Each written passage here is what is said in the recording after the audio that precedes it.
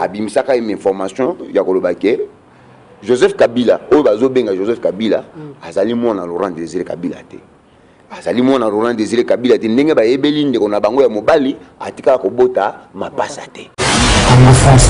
Moïse Katumbi aza congolais Moïse Katumbi abotami na Lubumbashi na Kashobwe pardon na Lubumbashi te abotami na Kashobwe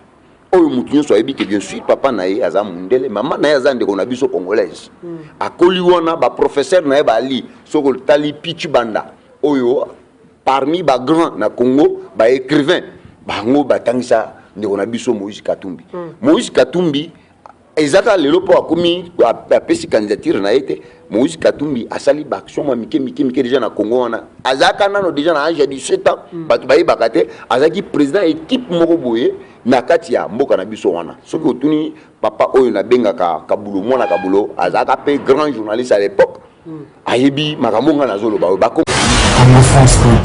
Mesdames, Mesdemoiselles et Messieurs, chers amis fidèles téléspectateurs de la 3W congofrance.com, site Yamakasi au Binonio, Sobutarango, Bossabonara chaque jour pour la cause. Toujours, bas information, il y a solo, super net, clair, au besoin de la source, dans le site www.congofrance.com. Merci beaucoup parce que vous avez toujours. Merci beaucoup le boss José Didi Pumba, merci beaucoup na tout au botala biso na congofrance.com. Merci beaucoup encore na Babi énorme ensemble pour une nouvelle république. Il y a président Ndala Makambouzou Salama Moussalezo Salama mon appel population zokara na simalabino. Merci beaucoup na maman Bena maman Adèle Yombo Moussalezo Salama kitoko charme fidèle téléspectateur boyebi bien émission na rapport na bino ba combattant ba résistant ba congolais auto betaka masolo par rapport à actualité et les karanambo na biso Congo lelo naza na papa Peter Mukendi auti musika na Dirban aye awa na fudisipo na Djobu pardon pour Yannick Wenge amba une émission na bino ce temps bobi on amba pour na bino ba combattant je sais avec papa Peter Mukendi bonjour. Bonjour Ndonanga Yannick. Bonne santé. Non to komisi nzambe santé ça va to yé kaka parce que biso toujours décision ya koloba ke to lobelaka RDC parce que soki na lobeli RDC te na lobela na lisusu. Merci beaucoup to bi ko zakana Dirban oye awa na Djobu pour na ka koleka na émission pour na kopesa information ko se présenter ba tout ba tala yo uzanani vous avez besoin de postuler la présidence lobby ou comme député autonome na tout ba tala ba yeba Peter Mukendi to na plateau azana. Merci beaucoup. Premièrement Nazali mona Congo congolais. Comme on a Peter Mukendi ndenge déjà au Benginga Nazali réfugié en Afrique du Sud. Na kima RDC depuis 2006 ça c'était novembre tant aux qui n'a pas élection en 2006 entre Jean-Pierre Mbemba et Hippolyte Kanambe au benga Joseph Kabila biso to telema ki penza na Lubumbashi parce que na botami na Lubumbashi na camp militaire camp Vangu donc naza mona Bel-Air donc mona Bel-Air ka ya balabala te noko nanga premièrement o ya benga mina capitaine Antoine Kazadi azaka député na province ya Katanga azaki pe kala tozaki ko benga bango ba commissaire des zones azaki commissaire ya ville ya Lubumbashi o lelo akima parce que politique nambe alinga bomaye ala na Canada na pesi mbote piska azali akoma musala nzambe akoma frère ya message ya Willy Abraham nazali combattant résistant nazali créateur de mouvement ya les amis de Moïse Katumbi na mboka mobimba ya Afrique du Sud. Mutu penza oyo aleka na média lobby les amis de Moïse Katumbi c'est moi. Ngayo lisusu na ye ko mi présenter lisusu mutu na tinlaka Moïse Katumbi message ça c'était 2014 ya kolobaki avant aussi sa mandat na yo ba Rwandais ba koti likopa ba olese au poison. Na sala kango na ndeko na yo collègue na yo ya musala o ya bengami na John Image za na États-Unis d'Amérique ngayo à partir de cela na comprendre que nazali na appel ya ko sala pona mboka na biso. Merci beaucoup na ko se présenter na yo na deux questions mais question na liboso et loko nini sala ke yo okima mboka na 2006 je crois 2006 oya on a fait 2006 raison pour mettre sincèrement ngai kokima na mboka ezali ke tana ye ko comprendre grand sœur ya Laurent Désiré Kabila parce que na repese na ba adresse biso tozaya bato to kata déjà mituna biso to ndima to afishaka oyo ko ya eya bato ba fandi na Lubumbashi bokoti na sapinière na commune Kampemba, sapinière ne filier de plaine au mati ba famille ya Laurent Désiré Kabila les a place wana place au maman na ngai akutanaka azai camarade ya grande sœur à Laurent Désiré Kabila na oya benga mina kombo ya mama Kibao ba bomaye jour ngai nazo bima na RDC ile mokolo bazo kundaye abimisaka une information ya kolobake Joseph Kabila oyo bazo benga Joseph Kabila azali mwana Laurent Désiré Kabila te azali mwana Laurent Désiré Kabila te ndenge ba yebeli ndeko na bango ya mobali atika ko bota mapasa te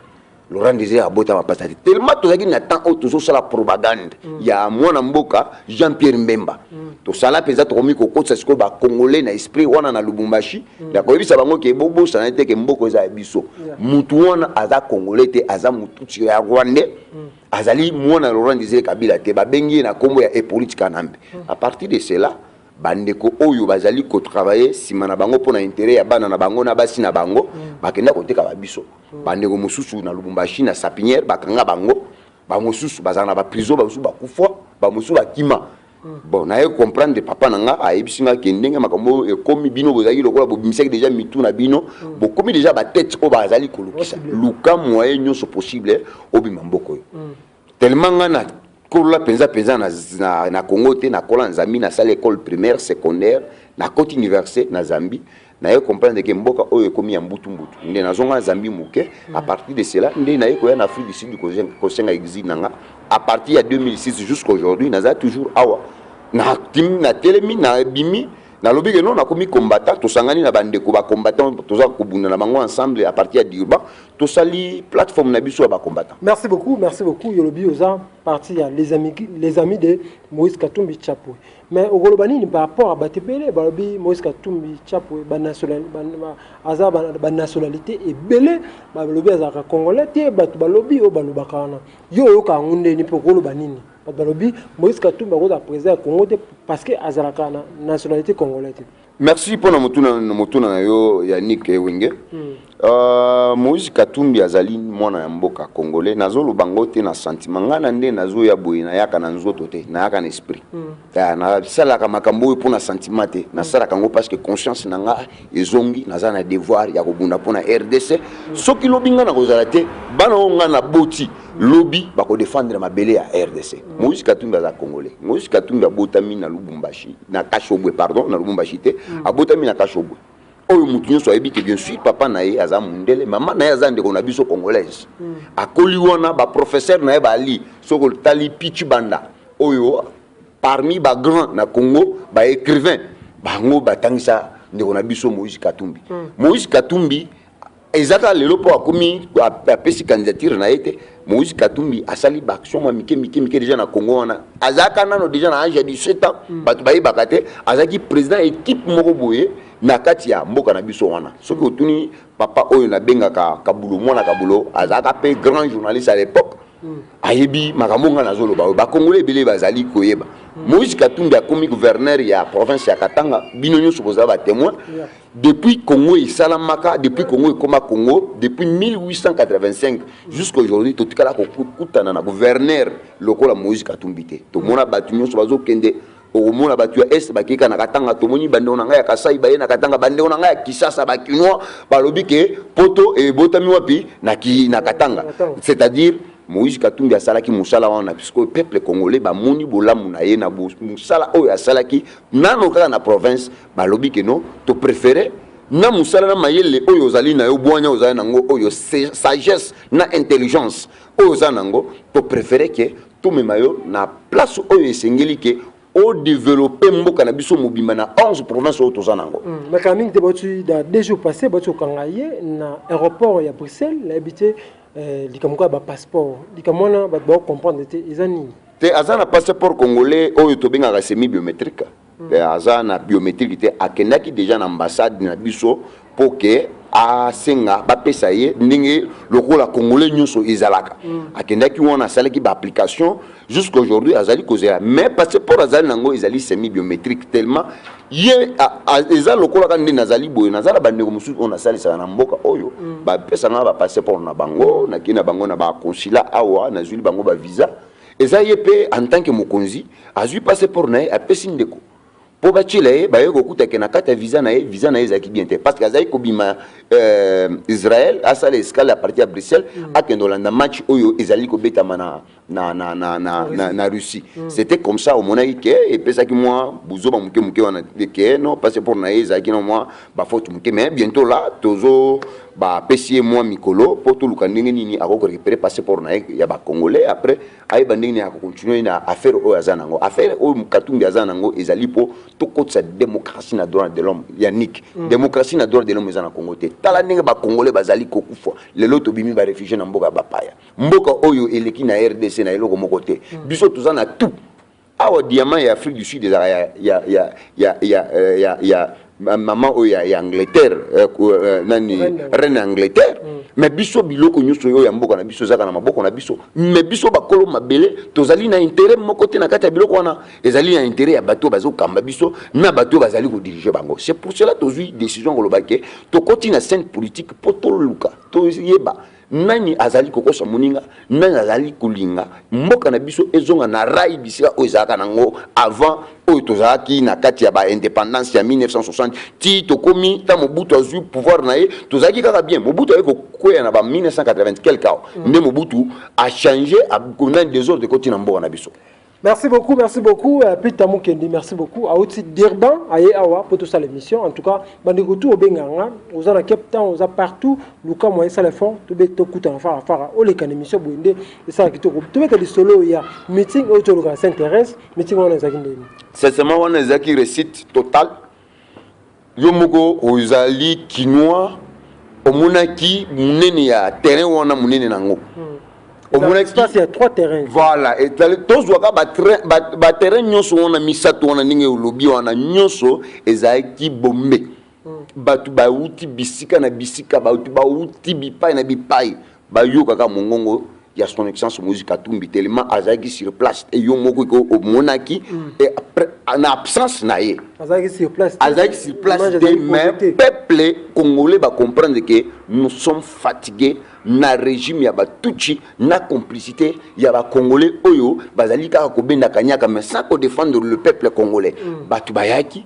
wana et dans la communauté internationale et dans la communauté africaine va comprendre que son excellence musique Katumbi il est populaire ba congolais bazana posa na ye maloba na ye oyo abimisaki na caméra tout le monde est d'accord balobi que notre yoki bazali kutu kolinga meeting et continuer le souci parce que bazali na besoin ka bayoka mongongo na ye azali kolobanini à défendre déjà peuple congolais bazali simanaye balakisi amour na bango sima ya son excellence musique Katumbi parce que Katumbi azali mutu oya alobaka lokola perroquet Katumbi quand alobi soki alobi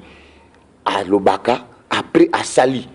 ozo comprendre soki Katumbi bachira ye ba qualité na province ya Katanga na Lubumbashi na ville ya Lubumbashi alinga komisa ngo lokola ndenge toza na Johannesburg oyebi kan ozali gouverneur ozali na ba konjina yo mususu o bazali kosona yo sko ozo landa mibeko ya ba konjina yo tellement bango ba yeko comprendre Katumbi azali ko développer mboko yo akomi ko tonga alingi atonga ba immeuble na mboko yo c'est-à-dire akomi na ambition mususu oyo ko boto biso bukonzi lobby bamoko batie bakale batie bakale azali mutu akoki ko forcer te oyibi tuzana mboka moya ba dictateur c'était comme ça atika ba travaux mususu mais ba travaux na atika nango mais azali ko tambola ngo parce que ezali devoir na ye en tant que mona mboka pour servir na Congo. Merci beaucoup mais tout le monde kalamingité Moïse Katumbi avec Félix Tshisekedi baluki ba utaki Canada ba tambola gwana mais ba tumisusu ya IDPS ba mona mabendenge Moïse Katumbi ba tambola na Félix Tshisekedi yo réaction na nzani te que yo oza représenter les amis de Moïse Katumbi a on a dire ba na lobby boyef président ya rassemblement o azali grand frère nanga Félix Tshisekedi na azali en Afrique du Sud amba mosusu nzambe soka sungi to kuta na elelo na son excellence Moïse Katumbi dio wana omoni dio abatumi bale wana ezali ko bangisa bato ya majorité ezali ko bangisa bato oyo bazali contre bato wana c'est-à-dire bazali ko utiliser mamosu ozala mwana ngai mais mutu moko bo utiliser pour éliminer nga mais yango wana ezali te bato mosusu kinene comprendre que na monde politique koza bato oyo bazali chaque fois toujours ya ko chaka bambongo na se pour na ndenge nini ba déstabiliser o bazali koluka bazo koluka division entre Félix na Moïse. Ce que division on est salami, au moins même battu la majorité wana ba ko mela ba champagne. Ce que ba moni oyo yemoko Félix Tshisekedi Antoine a déclaré à l'Oba que depuis na banda ko tambola na moni mutu oyo azali na sincérité na kati na lokola Moïse Katumbi te. Ce que lobi oui c'est oui, ce que lobi non c'est non. Donc on comprend que Moïse na Félix diyo na bango wana ezali ko bangisa ba plateforme nyonso ya lokuta ezo salema na complicité ya batu ya Kabila. Donc bo mitungisa te ngai elike na ngai ezali ke tozali na besoin to changer Congo. Tozali na besoin démocratie na droit de l'homme ekokota na mboka na biso. Yango ngai na lata kazaka ya ba Congolais. Na ndima nyonso ilanga, c'est-à-dire na kotika te Congo ata mokete jusque et politique anambe akolongwa na mboka na biso parce que aza Congolais te aza Rwandais mutuchi mwana oyo akoli na Tanzanie. Merci beaucoup Félix Tshisekedi awa aye awa pour lelo akutana ba combattant nyonso na ba Congolais tout ya fudisi o bozala question phare à phare na ba population na habité réaction na yo ezani et nazana esengo liboso aza mwana mboka nazana esengo koya na ye présence na ye ezali très capitale. Premièrement, il y a qui répond à Bisso, à Congolais, il y a qui peut écouter na paix na président Ramaphosa parce que bon ça n'était que Zuma oyo muyibi azali na ba kambo ebele so 350 dossiers na mboka oyo aye azali ko sala pona politique anambe azali na ba compagnie na éviter so ki Kabila botola déjà parce que biloko tout nyonso oyo ba diamant ba fer nyonso ya ma minerai na Congo Zuma azaki na mboka na biso sikoyo awa son excellence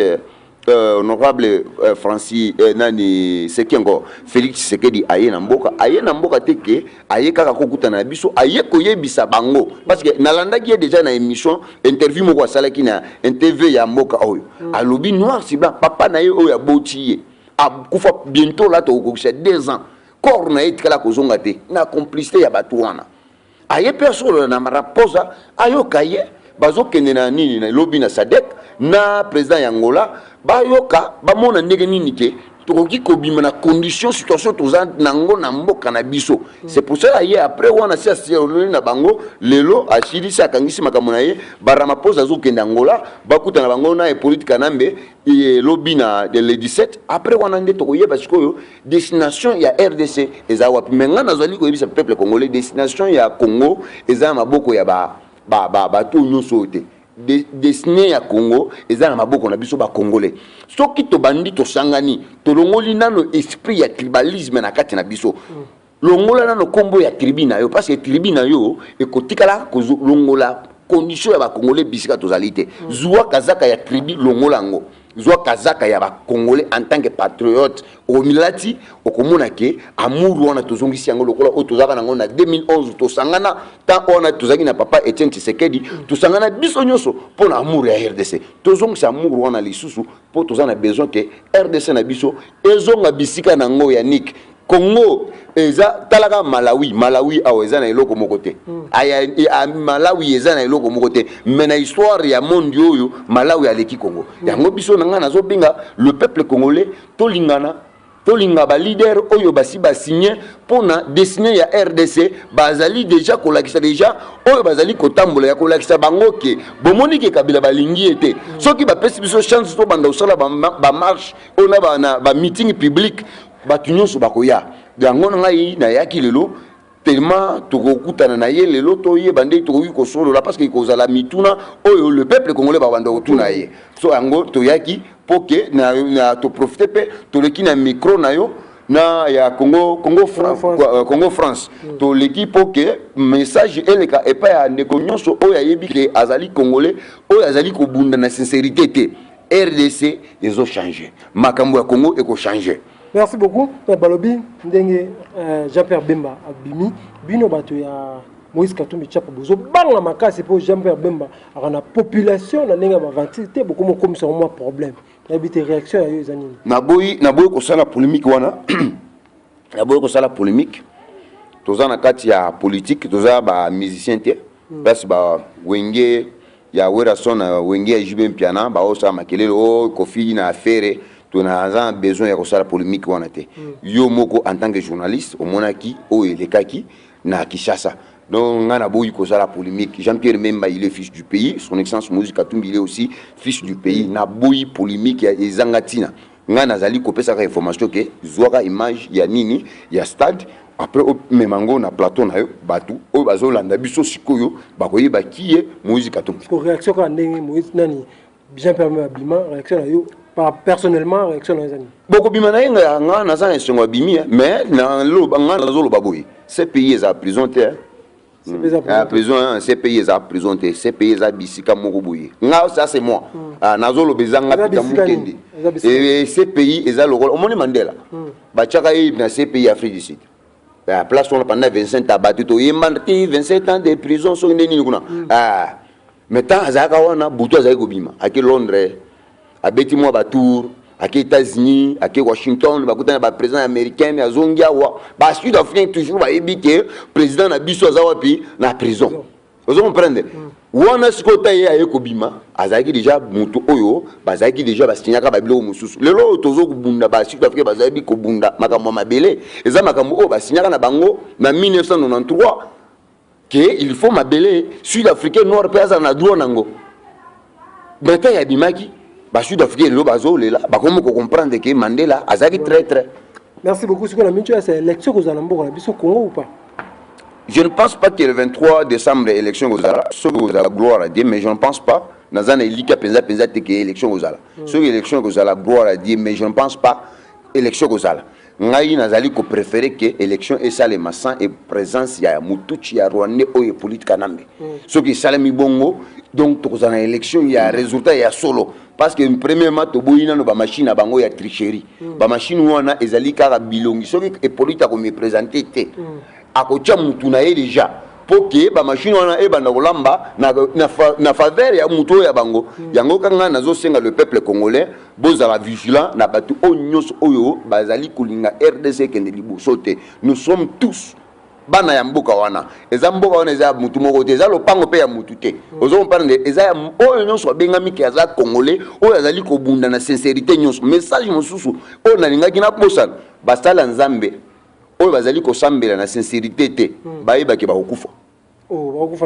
mboka ezolinga sikoyo nzambe alingi achange makambo ebele bato oyo bazali kosambela na sincérité te na RDC oyo bazomibenga bazali ya nzambe bakokufa bato oyo mpe bazosala politique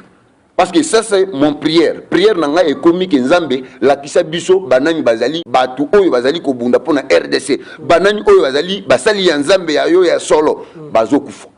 wana kanga maloba oyo nazongeli yango lisusu ke année oyo de tozana 6e mois avant to ma décembre to kusala na émission mususu na koyebiso na yebisaka yo. Merci beaucoup mon vers la fin de cette émission message les anini na bateau tout la mission na biso bateau tout la yo on peut avoir un message moi réaction moké par rapport à la mort puis à maman là parce que tout ça matin on sala nzambe moko akufi o mobali na kufaki après va autre tika biso c'est seulement message za moko soko za na kati ya bunzambe te ozo saila nzambe te bokome ba miyibi ne olati chenette na yo boye nga na muni yango ekomi serpent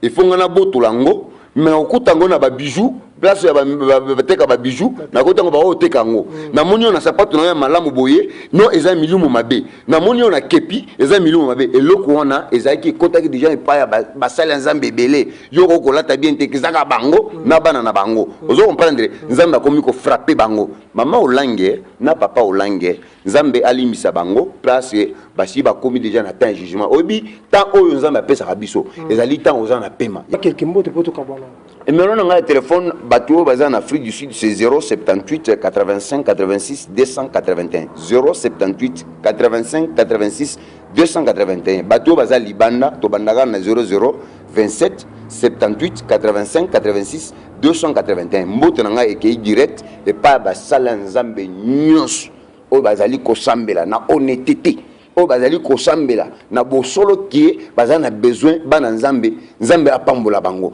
bantu o basala nzambe o bazali ko sambela pona RDC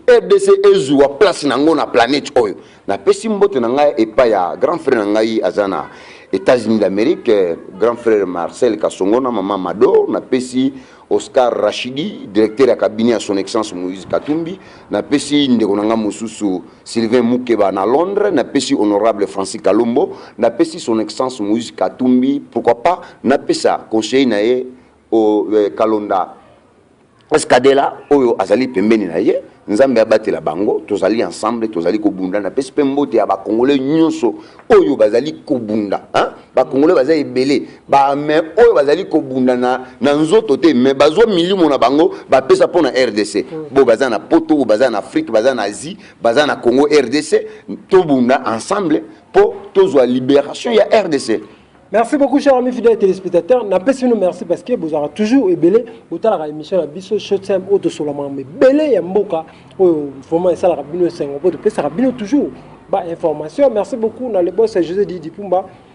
Merci beaucoup encore na maman Adèle Yomo Babi Enor ensemble pour une nouvelle république avec le président Ndala na Pesimbote maman Bena toujours Musala ezoki kitoko. Merci beaucoup na Amis Impress à Lyon gaz na Pesimbote à partir de Lyon na pesa tout au hôtel Arabiso toujours na émission na biso Mbote numéro na biso wana bobenga papa Peter numéro na wana bobenga d'ici là apportez-vous bien avec l'espoir de vous retrouver prochainement. Ciao.